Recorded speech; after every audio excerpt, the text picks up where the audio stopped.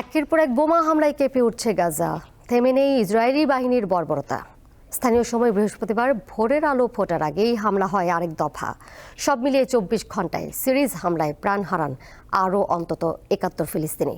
বাধ্য হয়ে অনেকেই আবারও ছুটছেন নিরাপদ আশ্রয়ের খোঁজে। ওয়ালটন আবারও মিলিয়নিয়ার অফারে ওয়ালটন ফ্রিজ কিনে আপনিও হয়ে যেতে পারেন মিলিয়নিয়ার।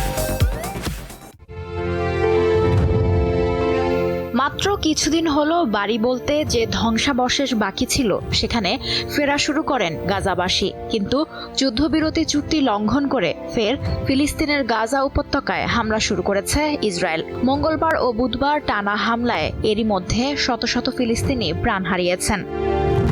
অব্যাহত হামলার মুখে গাজার বাসিন্দাদের ঘরবাড়ি ছাড়ার নির্দেশ দিয়েছে ইসরায়েলি বাহিনী। নিরুপায় হয়ে আবারও আশ্রয় কেন্দ্রের দিকে ছুটছেন নিরীহ মানুষ। এ দফায় আর ফিরতে পারবেন কিনা তা নিয়ে দেখা দিয়েছে শঙ্কা।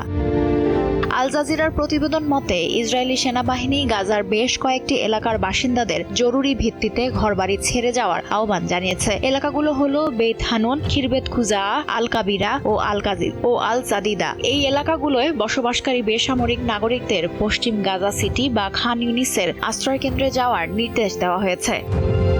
তবে অনেক ফিলিস্তিনি আবার তাদের এলাকা থেকে সরে না যাওয়ার সিদ্ধান্ত নিয়েছেন, কারণ তাদের কোথাও যাওয়ার জায়গা নেই। তারা বলছেন, যাই কিছুই ঘটুক নিজ ভূমি আর ছাড়বেন না।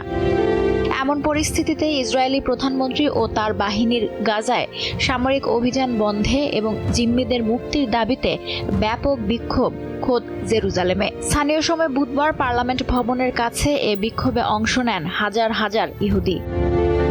গাজার স্বাস্থ্য মন্ত্রণালয় জানিয়েছে, গত 15 মাসে ইসরায়েলি হামলায় এখন পর্যন্ত অন্তত 49,577 জন ফিলিস্তিনি নিহত হয়েছেন এবং 1,12,041 জন আহত হয়েছেন। লুৎফা ফৌজিয়া, দীপ্ত, বার্তাকক্ষ। ওয়ালটন আবারও মিলিয়নিয়ার অফারে ওয়ালটন ফ্রিজ কিনে আপনিও হয়ে যেতে পারেন মিলিয়নিয়ার।